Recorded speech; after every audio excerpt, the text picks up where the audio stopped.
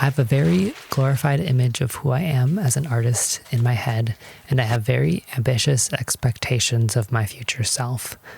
Both of these things have been happening for a while now, but the images of myself are getting further away from the truth, and the expectations are getting bigger and heavier. This has made it very difficult to make art and to exist as a person. So because I haven't been able to work on much of anything recently, I've been sentenced to taking a break from the pressures of making the most of my art and trying to live up to what I've determined to be my fullest potential. And instead, I'm going to be recycling paper until I've fixed myself. This video isn't a tutorial because the internet doesn't need another tutorial about how to make paper. Instead, I'm going to talk about these things that I've been struggling with recently. I feel like I'm at a crossroads in my artistic career. If you're not familiar with what I've been up to, I graduated from college in 2021 after studying graphic design and art. Right after school, I got a full-time job at a marketing and communications agency. There were a lot of things that I struggled with while working at that job, so I quit to work freelance instead. Ever since, I've been working on a few bigger graphic design projects, but mostly I've been focusing on my artistic practice. Because I'm not working a traditional full-time job, I've placed so much pressure on myself and my projects. I feel an immense amount of guilt about not being a real adult. And so my art has to make up for all of these things that I've determined to be shortcomings. There has to be success in this alternative career that I've chosen to make sure all the work that I've put in so far pays off. It's a terrible positive feedback loop in that I have to work even harder to justify all of the time and effort that I've invested so far. Every project needs to be bigger and better than the last one, and it's exhausting to even think about starting new projects with those kinds of expectations. I'm the textbook definition of a perfectionist. I sometimes think the idea of being a perfectionist is kind of obnoxious. Like anyone who calls himself a perfectionist is telling the world that they think they're perfect or that the things they make are perfect. But the thing about being a perfectionist is not that what I'm doing is perfect. It's that I have all of these expectations and ambitions, and I could never possibly live up to them. So I don't even start projects because I know I'll be disappointed when they're inevitably not perfect. Ever since I started taking my art more seriously, I feel like I've always had it in my head that one day I will have a large audience for my artwork, and one day I will make it big, whatever that means. This has been one of my biggest motivations when I'm working on my art, with my other main motivation in art and the rest of my life being spite. It's not like I believe I'm going to be successful regardless of what I do, but believing that I am going to be successful and believing that I'm destined for greatness to some degree helps me feel motivated because I know all this effort could be worth it eventually, someday. It's easier to keep working while fantasizing about the light at the end of the tunnel instead of ruminating about the possibility of this all not working out. And this idea has been reinforced by the little amount of success that I've had in a variety of ways that you could measure success, like financial success through paid work, creative success in completing fulfilling projects, technical success in expanding my skills and portfolio, or even internet success, which is what happens when all the numbers on social media get bigger and bigger. My delusions have been motivating me so far, but they've started to falter. I don't make a full-time income from doing art, and I'm not even close to getting there. And I think the one area that I appear to be the most successful would be on my social media, especially Instagram. I'm so tired of using social media and talking about it, and I'm also so tired of people complaining about it. Social media is great and it's terrible. We get it.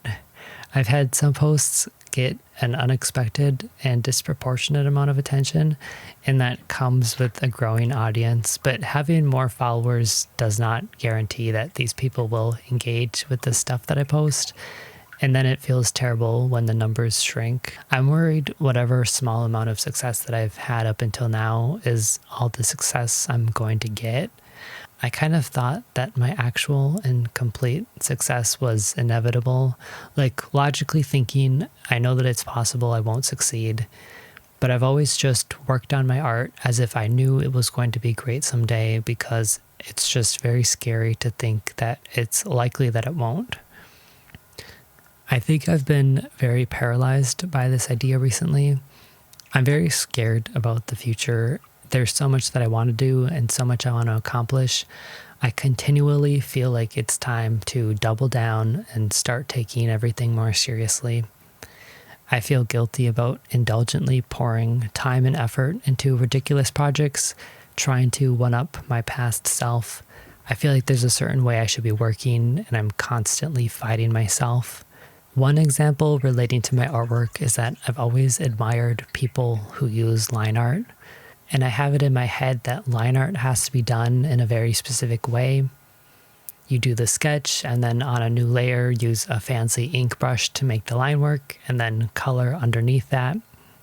I've been forcing myself to try to change my art process to follow these steps that I've seen everyone else do, but I finally figured out a different way to get the same effect. Instead, I basically just keep refining my sketch the way that I would do normally, and I slowly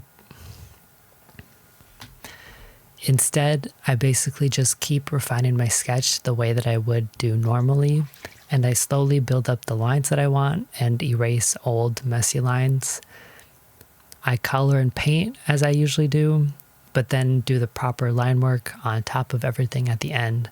I feel like this was a really big breakthrough in my art. In many parts of my creative practice, I'm trying to be more intentional about adapting my process from the way that I've noticed others do it, and therefore it's how I think it should be, to a process that complements the way that I think and function. This is easier said than done.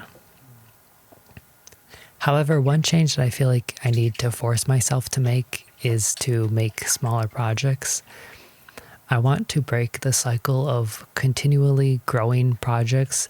I don't know why it's easier for me to pour 1,000 hours into one project versus 10 hours into 100 different projects.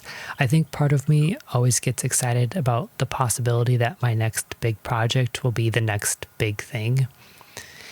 It's always the next big project that has the potential to blow up, go viral, pop off, whatever.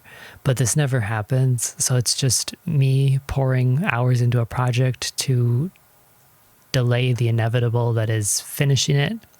I get to put off the disappointment that happens when it doesn't get as much attention as I hoped, and it doesn't assuage my feelings of guilt about my career as an artist. I'd be lying if I said I was going to stop doing big projects, because I do have a new one in mind, but I think this one will be different because it's not one big deliverable, but it's something that is easily broken up into smaller projects. I'm speaking kind of vaguely, but this will make more sense in the future if I decide to go through with it, so you'll have to trust me on this one for now.